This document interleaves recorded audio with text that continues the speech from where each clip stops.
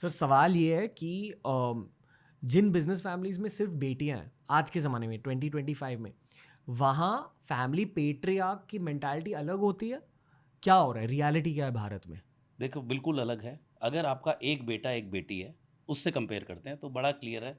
बेटी की शादी में लगा दिया, सारा कुछ बिजनेस बेटे को जाएगा। ये आज भी होता है। आज भी ऐसा ही है।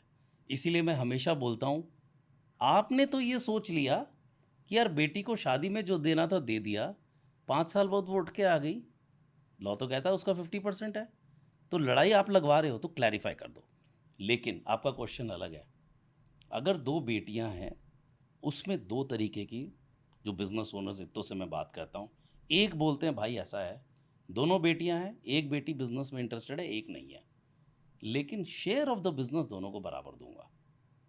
दूसरी वाली इज़ अ म्यूजिशियन, दूसरी वाली इज़ अ टीचर, दूसरी वाली is doing research in America, share दोनों को बराबर मिलेगा। अब आ जाती है बात चलाने की।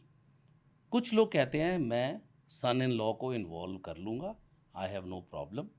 बट काफ़ी बिजनेस फैमिलीज़, खासकर हमारी कम्युनिटी की, वो कहती है ना भाई, सन इन लॉ अपना काम करेगा, बेटी अपना करेगी, गवर्नेंस मैकेनिज्म लगा दूंगा, इन लॉज को नहीं घुसने दूंगा बिजनेस में। ये बड़ा क्लियर है। सो व्यू बड़ा क्लियर है उनका कि अगर बेटियां हैं उनको शेयर दिया जाएगा और वो बिजनेस को चलाएं, चाहे एक चलाए चाहे दो चलाएं, और दोनों बेटियों को बराबर मिलेगा। तो एथिकल और लीगल एंगल ये है कि एग्जैक्ट करेक्ट बंटवारा होना चाहिए। चाहे लड़के लड़की, अगर दो लड़के हैं और एक लड़की है तो 1/3 है। एक लड़का एक लड़की है तो 50-50 है। और अगर नहीं करना ऐसा, देखिए मैं ये कह रहा हूँ, लॉ कुछ कहता है, लेकिन कुछ नॉर्म बने हुए हैं हमारे कल्चर में। कल्चर में। एक है कि यार अब एक घर में, जैसे एग्जांपल है, मेरे फादर का एक पूरा घर है, पूरी बिल्डिंग है, और वो कमर्शियल हो गई।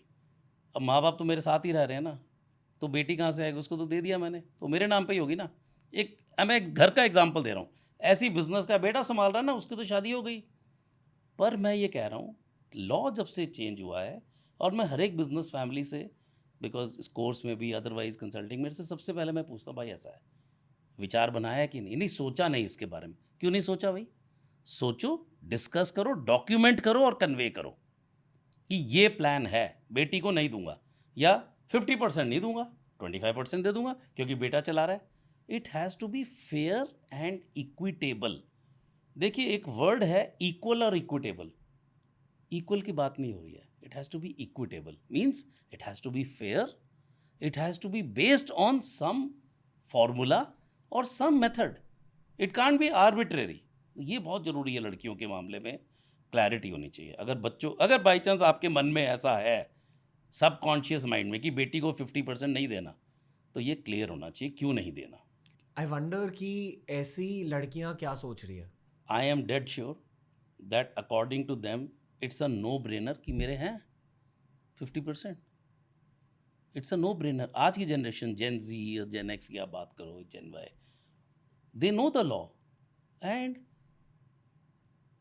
like in my house, I have daughters, we can't even talk about equality. मतलब दे आर सेइंग, वो बात क्यों कर रहे हो? मतलब कुछ मन में है क्या कि इक्वल नहीं है? Do you get the drift? ये क्वेश्चन ही क्यों है कि बराबर है? ऑफ कोर्स बराबर है। So I am sure, so this is a very important thing Ranveer, की पेरेंट्स शायद सोच रहे हैं अरे नो ब्रेनर है, बट बेटे का है, और बेटी का सोच रही है नो ब्रेनर है, 50% मेरा है। कितना बड़ा रिफ्ट है, और आप बीज बो रहे हो किसके? बवाल होने के, जो हर बिजनेस फैमिली में होता है। सो इसको सॉर्ट आउट करना, फिक्स करना बहुत ज़रूरी है। अमेरिका, यूरोप में क्या होता है? It's exactly like this. Oh, it there is is no difference. There is no difference. The inheritance is same for the children, but it's driven by your will.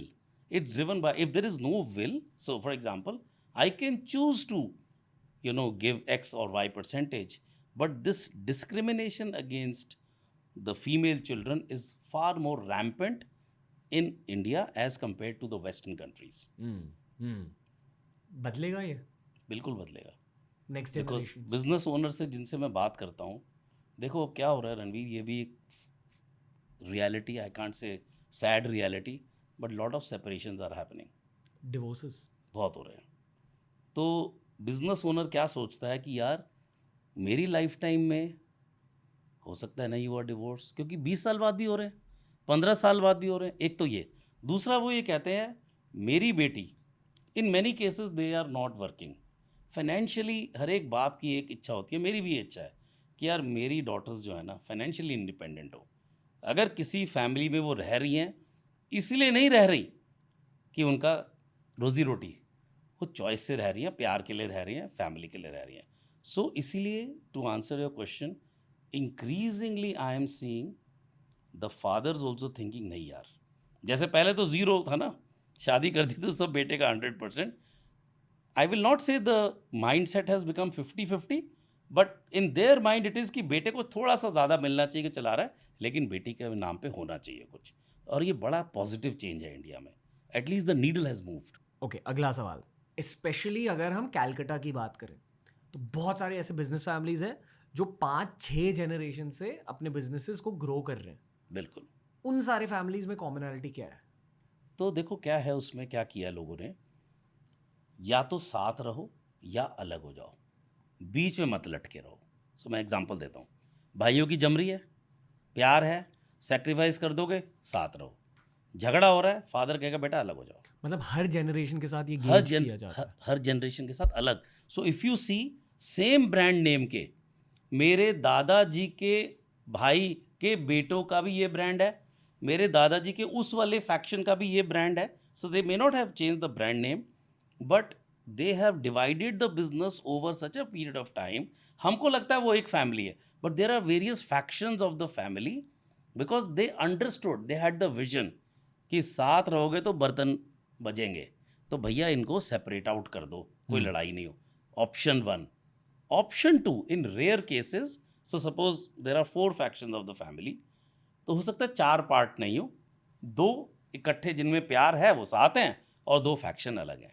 सो इसका trick ये है visualise करना कि साथ रह सकते हो कि नहीं, नहीं रह सकते डिवाइड कर दो, सेपरेट हो जाओ, नहीं तो प्यार के साथ चलाओ। दिक्कत क्या है, प्यार से रहेंगे मेरे बच्चे, ये आपकी सोच है और खून के प्यासे हुए हुए हैं, that is the problem. But lot of the Calcutta businessman are from Marwar, the Shekhawat region और Jains, who gone from there, उनमें है ये वाली बुद्धि कि यार नहीं, फोरसाइट है, that's where they are survived across generations. Futuristic हैं, पोटेंशियल प्रॉब्लम को देख लेना, समझ लेना, डिनाई नहीं करना। देखो क्या होता है ना कि झूठ आदमी सबसे ज़्यादा अपने आप से बोलता है, वो अपने आप से झूठ नहीं बोलते, उनको पता है भाई नहीं जमेगी भाइयों की, बिजनेस को तो चलाना है ना, तो अलग करो।